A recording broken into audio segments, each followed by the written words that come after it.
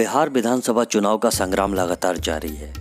बिहार में 243 विधानसभा सीटों में से एक अहम सीट है जगदीशपुर असेंबली सीट। जगदीशपुर विधानसभा क्षेत्र संख्या 197 भोजपुर जिले में स्थित है। यह विधानसभा आरा पार्लियामेंट कंस्टिट्यूएंसी यानी आरा लोकसभा क्षेत्र के तहत आता है। यह विधानसभा 2008 से अस्तित्व में है। इस विधानसभा क्षेत्र में कुशवंशी और यदुवंशियों के बीच ही मुकाबला रहता है। ऐसे में राजनीतिक दलों की ओर से ऐसे ही उम्मीदवारों को मैदान में उतारा जाता है जो इनका भरोसा जीत पाए। इस क्षेत्र में करीब 3.25 लाख वोटर हैं। यहाँ करीब 1,42,000 पुरुष वोटर हैं। भोजपुर जिले की जगदीशपुर विधानसभा सीट हॉट सीट बनी हुई है। चुनावी दंगल में महारथियों का मुकाबला दावा पंचायत की मुखिया और जेडीयू कैंडिडेट सुषमलता कुशवाहा से है। बाबू वीर कुंवर सिंह की भूमि यानी कि भोजपुर जिले के जगदीशपुर विधानसभा सीट से इस बार कई धुरंधर चुनावी मैदान में है। महागठबंधन की ओर से राजद के सिटिंग एमएलए राम विशुन सिंह लोहिया को टिकट दिया गया है। लेकिन सबसे खास बात यह है कि भोजपुर की जगदीशपुर सीट पर 18 उम्मीदवारों में सुषमलता कुशवाहा इकलौती महिला कैंडिडेट है जो चुनावी मैदान में खड़ी है।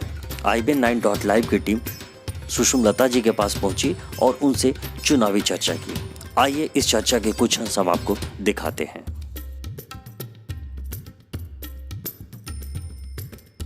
पॉलिटिकल बैकग्राउंड भी नहीं, फिर भी आप इलेक्शन में इस वक्त खड़ी है, उसके पीछे क्या कारण है? देखिए, मेरा खुद का बहुत बड़ा पॉलिटिकल बैकग्राउंड नहीं है, बट मेरा फैमिली जो है वो काफ़ी दिन से है। 94 से मेरे फैमिली के लोग जदयू से जुड़े हुए हैं और चुनौती बिल्कुल है इस बार, इसलिए क्योंकि पिछले 10 साल से हमारी सरकार होने के बावजूद भी जगदीशपुर हमारी सरकार से अछूता रहा।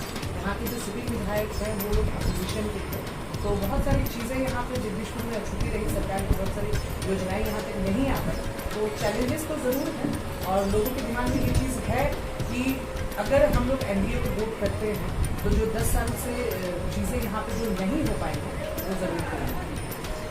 आपके क्षेत्र में किस तरह की समस्या है कि जैसे अगर आप ये चुनाव अभी जीतते हैं, आपकी प्राथमिकता क्या है? पहले आप किस जगह सबसे ज़्यादा अटैक करेंगे, ये काम पहले होगा? जैसे कि आपने खुद ही कहा कि हम लोग यहाँ पे हैं जो 1857 की क्रांति का एक बहुत महत्वपूर्ण पहलू है, पर फिर भी उनको आज तक अगर राष्ट्रीय स्तर पर देखा जाए तो बहुत ज़्यादा सम्मान नहीं मिल पाया। इसलिए क्योंकि इस जगह को एक टूरिस्ट प्लेस होना चाहिए था सही, जो नहीं हो पाया। और हम लोगों ने मुख्यमंत्री जी का समीक्षा यात्रा एक घंटा भी 2018 में मुख्यमंत्री का समीक्षा यात्रा किया और उस दौरान हम लोगों ने उनको बताया कि बाबू वीर कुंवर सिंह का जो जन्मभूमि है तो मेरे पंचायत से ही उज्जैन यहाँ पे बिहार में आए थे, तो उस वक्त उन्होंने अनाउंस किया 3 दिवसीय उनके लिए विजय उत्सव।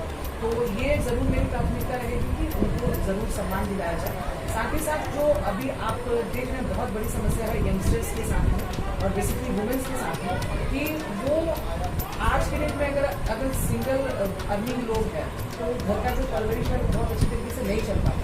तो हम लोग मेरी मैं खुद युवा हूँ और ये ज़रूर सोचूंगी कि युवाओं को कहीं ना कहीं इन्वॉल्वमेंट दिया जाए ताकि वो थोड़े बहुत पैसे मेरे यहाँ से बाहर ना निकले। कोशिश लाती है पर गवर्नमेंट उसको लागू तभी कर पाएगी जो बीच का जो मध्यस्थता करने वाले लोग हैं वो अपनी इन्वॉल्वमेंट दिखाएं। जैसे विधायक हों या मुखिया हों को अपनी इन्वॉल्वमेंट दिखानी पड़ेगी। तो मैं ये ज़रूर कोशिश करूँगी, एक मुखिया होने की हैसियत से मैंने काफ़ी बार प्रयास किया और मेरे पंचायत के का नाम आज की डेट में इंटरनेशनल लेवल पे लिया जाता है। वर्ल्ड बैंक में अलग से डॉक्यूमेंट्री मेरे साथ शूट थी हमारे काम को लेके, तो वो ज़रूर यहाँ पे रहेगा और मैं ज़रूर कोशिश करूँगी कि जैसे मेरे पंचायत दावा का नाम इंटरनेशनल लेवल पे लिया जा रहा है, जगदीशपुर विधानसभा का भी नाम इंटरनेशनल लेवल पे लिया जाए। इस बार का चुनाव जो है वो बहुत मायनों में बहुत अहम है, क्योंकि इस बार बहुत कांटे के टक्कर है। कल तक रैलियाँ नहीं हो रही थी, अब रैलियाँ भी हो रही है। कोरोना के बीच चुनाव हो रहा है और दूसरा विपक्ष जो पार्टी है आरजेडी वो युद्ध स्तर पर मैदान में कूद पड़ी है और इस बार का मुद्दा सिर्फ बेरोजगारी सामने आ रहा है।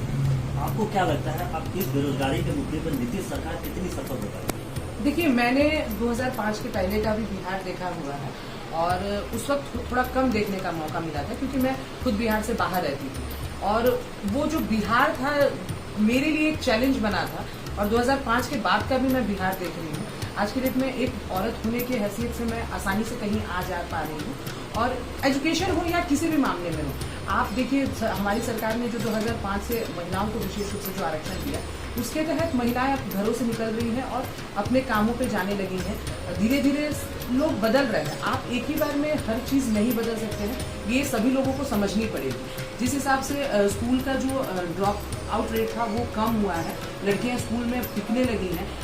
हमारी सरकार जिस हिसाब से इस बार लेके आई है कि हर पंचायत में एक हाई स्कूल होगा, तो बच्चों को पढ़ने के लिए बहुत ज़्यादा दूर नहीं जाना पड़ेगा। ये एक बहुत बड़ी समस्या थी, क्योंकि स्कूल का जो दूरी होता था उसको तय बेसिकली लड़कियां नहीं कर पाती थी, परिवार का और समाज के दबाव के हिसाब से। तो ये सब चीज़ें जो पॉजिटिव हो रही हैं, इससे एक चेंजेस ज़रूर आएगा। और रोजगार के बारे में हम लोग चर्चा कर रहे हैं। हमारे एनडीए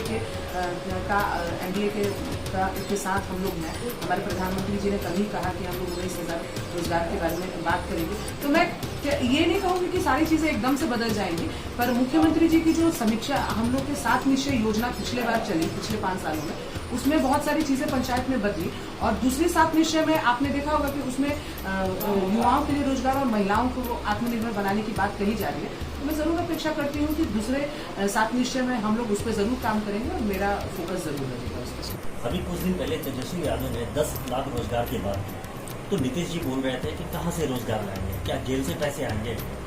नीतीश जी ने बिल्कुल क्लियर कहा, उन्होंने कहा हमने 15 साल के शासन में सिर्फ 6.5 लाख ही रोजगार दे पाए, और अब जो है बीजेपी कहती है मैं 19 लाख रोजगार देंगे। ये कैसे पॉसिबल है? मैंने आपसे पहले भी कहा कि मैं पॉलिटिशियन नहीं हूँ, मैं एक आम कार्यकर्ता हूँ और इसी बलबूते पर मुझे टिकट मिला है। हम लोग जब चर्चा करते हैं बेसिकली इंडिया की, तो पहले हमारे यहाँ जो भी प्रधानमंत्री हुए, वो लोग जब कहीं जाते थे विदेशों में, तो उन लोगों को लाइन लगाना पड़ता था किसी देश, विशेष रूप से यूनाइटेड स्टेट्स, और अगर कहीं जाते थे तो उन लोगों को। लेकिन आज के डेट में हमारे जो प्रधानमंत्री हैं, उनसे मिलने के लिए पूरा विश्व बेताब है और उनको एक अपना आदर्श मान के चल रहा है। ये चीज़ हम लोग बहुत अच्छी तरीके से जानते हैं। चीज़ें हैं, थोड़ा सा कन्फ्यूज़न है, और मैं ये नहीं कहूँगी कि एकदम से सारे रोजगार पैदा हो जाएंगे, लेकिन उसके लिए एक पहल हम लोग करने जा रहे हैं और सरकार के साथ हैं हम लोग। हमारे मुख्यमंत्री जी ने कहा, अब चिराग पासवान जी पहले हमारे साथ थे, अब एक दिन में वो बदल जाते हैं और एक दिन में जाने के बाद वो अगर अलग से बहुत सारी चीज़ें कर देते हैं। लेकिन उसके पीछे भी तो नीतीश कुमार जी की गलती है। चिराग जी साहब बोलते हैं कि उन्होंने बहुत बड़ा पत्र लिखा, उनसे संपर्क करने की कोशिश की, उन्होंने उनका किसी लेटर का जवाब नहीं दिया, तो फाइनली वो अलग है। देखिए, बड़े लोगों की बड़ी बातें हैं, हम लोग नीचे स्तर पे हैं, तो उन लोगों की बातें, अब मुझे नहीं लगता है कि 4 पार्टियां हैं। अभी भी हमारे साथ हम लोग 4 पार्टियों के एनडीए का गठबंधन है, बीजेपी, आप और वीआईपी के साथ हम लोग जदयू हैं। तो मुझे तो नहीं लगता है कि आप अगर पार्टी को लीड कर रहे हैं और आप खुद रामविलास पासवान जी के बेटे हैं और आपकी बात नहीं सामने वाली पार्टी सुने या आपसे संपर्क नहीं करे, ये थोड़ा सा बेतुका सा लगता है। हम लोग आम आदमी, हम लोग को वहाँ तक पहुँचने में सोचना है, पर आप लीड कर रहे हैं उस पार्टी के साथ, आपका गठबंधन है, और आप भी अगर इस तरीके की बात कहें तो आपकी बात कहने और करने में बहुत फर्क होगा मेरे हिसाब से। एक और सवाल, इस बार जातिवाद काटना चाहिए, लोग विकास के नाम पर वोट दें, इसके लिए आपने क्या तैयारी की? देखिए, मुझे टिकट सिर्फ इसीलिए मिला, मैं उम्मीद नहीं कर सकती थी कि 4 साल की छोटी सी राजनीति में और मेरे पंचायत के विकास को देखकर ही मुझे लोगों ने डिमांड किया प्रदेश नेतृत्व से कि किसी कार्यकर्ता को, और बेसिकली मेरा नाम बहुत दिन से अपोज किया जा रहा था कि उन्हें टिकट दिया जाए, क्योंकि जो औरत, अगर आप समझ सकते हैं कि पंचायत एक सबसे निचली कड़ी है, और अगर वहाँ पे मेरे पंचायत का, मेरा पंचायत सरकार भवन बिहार का पहला डिजिटलाइज सरकार भवन बना, मेरे यहाँ बहुत सारे अलग से काम हुए। आज भी मेरा पंचायत सरकार भवन पूरी तरीके से फंक्शनल है। वर्ल्ड बैंक मेरे साथ पूरी तरीके से, मुझे लगता है कि पिछले 4 सालों में उन्होंने कितने बार मेरे साथ डॉक्यूमेंट्री बनाई मुझे खुद भी नहीं पता था। तो वो सारी चीज़ें देख के जो भी हम लोगों ने अपने यहाँ काम किया और जिस हिसाब से इन्वॉल्वमेंट रहा, आप ग्राम सभा की जब बात करते हैं, जो पंचायत की सबसे महत्वपूर्ण रीढ़ है, जिसमें सारी चीज़ें होती हैं। मेरे यहाँ ग्राम सभा में लोग बोलते हैं कि लोग आते नहीं है, पर मेरे यहाँ ग्राम सभा में 2000 से ज़्यादा लोग मौजूद रहते हैं। तो ये सारी चीज़ें देखकर जो मेरा डिमांड वहाँ से जो हुआ, उसकी वजह से मुझे टिकट मिला। तो मुझे नहीं लगता है कि जातिवाद बहुत ज़्यादा, हाँ बिल्कुल है थोड़ा बहुत, कुछ लोग जो किसी के सपोर्टर है वो आपके कितने भी कहने पे आपके साथ नहीं होंगे, बट उसके अलावा जो कार्यकर्ता है और जो सही में चाहता है कि कुछ बदलाव हो, पिछले 10 साल से जो त्रस्त है वो ज़रूर चाहेगा कि एक चेंज आए, और मुझे बहुत अच्छा सपोर्ट मिल रहा है। अगर जातिवाद की बात करें तो मैं खुद 2 जाति को सपोर्ट कर रही हूँ। मेरे हस्बैंड दूसरे कास्ट से आते हैं, मैं दूसरे कास्ट से आती हूँ, तो 2 जाति का तो सपोर्ट मुझे वैसे भी मिल रहा है। तो ऐसा कुछ नहीं है, लोग अच्छा से सपोर्ट करें। और अब लोग पहले वाली परिकल्पना नहीं, कुछ लोग हैं जो चाहते हैं लेकिन पहले वाला चीज अब बदल रहा है। जिस तरीके से यंगस्टर्स बाहर निकल के आ रहे हैं, अपनी डिमांड कह रहे हैं, तो अगर वो डिमांड कर सकते हैं सरकार से, तो वो जरूर ये चाहेंगे कि कुछ बदलाव हो और जातिवाद पीछे रहेगा और एक जगह पे अच्छे प्रत्याशी को लोग। मेरा अगला सवाल है मैडम, एक महिला होने के नाते आपको किस तरह के क्षेत्र में समस्याओं का सामना करना पड़ता है? जैसे आप चुनावी रैली में कहीं बाहर जाती हैं या फिर लोगों से अप्रोच करती हैं, ये कोरोना काल भी चल रहा है, तो एक महिला होने के नाते आपको किन किन चीज़ों को से समझौता करना पड़ता है? मेरे लिए तो मुझे लगता है कि शायद बहुत पॉजिटिव रहा। अभी आप देख रहे हैं कि माँ दुर्गा का समय चल रहा है, नवरात्रि का समय है और इतने अच्छे समय पे चुनाव हो रहा है, तो मेरे लिए मुझे लगता है पॉजिटिव है। आपके चैनल के माध्यम से मैं बोलना चाहूँगी कि मैं 9 मंथ प्रेग्नेंट थी और पिछले 17 तारीख को जिस दिन दुर्गा नवरात्रि की शुरुआत हुई, उस दिन मैंने एक बेटी को जन्म दिया। तो मेरे लिए इतना पॉजिटिव रहा कि लोगों ने मुझे बुलाना ही बंद कर दिया कि नहीं आप मत आइए, आपका चेहरा ही हमारे लिए बहुत बड़ी चीज़ है और मेरे नाम पर लोग मुझे वोट कर रहे हैं। और मैं उम्मीद नहीं कर रही थी कि इतना अच्छा सपोर्ट मुझे मिलेगा। ये सिर्फ सपोर्ट हमारे जितने भी आम जनता यहाँ की है, जो हमारे वोटर्स हैं, जो सपोर्टर्स हैं और जो कार्यकर्ता हैं, उनके बलबूते पे है। तो चैलेंजेस औरतों के लिए होती हैं, पर 2005 के बाद धीरे धीरे चैलेंजेस बिहार में महिलाओं के लिए कम होने लगी, क्योंकि एक मुखिया होने की हैसियत से मैंने बहुत सारे एक्सपोजर विजिट भी अटेंड किए और जहाँ मैं खुद अकेले जाती थी। आज चुनाव में भी मैं बहुत जगह अकेले ही रहती हूँ, तो बहुत ज़्यादा परेशानी हम लोग को सामना नहीं करना। जी, अभी 4-5 दिन पहले नीतीश जी आए थे, तो उन्होंने कहा कि नवरात्रि में दुर्गावार कराएगा जी, इससे पार्टी की जीत होगी, उन्होंने ऐसा भी कुछ जी। कहा। आप अपने क्षेत्र की जनता के लिए क्या संदेश देना चाहते हैं?